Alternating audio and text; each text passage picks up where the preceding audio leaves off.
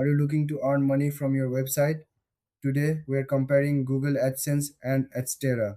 Both are popular ways to monetize your online content, but they work differently.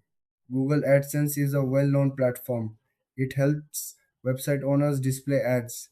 These ads can be text, images, or videos. When visitors click on these ads, the website owner earns money. It's easy to set up and offers a wide range of ads from various advertisers. Adstera is another option for earning money online. It also allows website owners to display ads. However, Adstera focuses more on pop under ads and direct links. This means it can generate revenue in different ways compared to AdSense. It's often seen as a good choice for smaller websites or those with specific traffic types.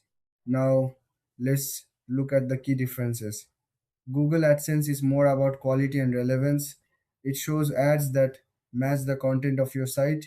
Adstera, on the other hand, has a broader range of ad types which can be more flexible for different audiences. When it comes to features, AdSense has advanced targeting options. This helps increase click rates.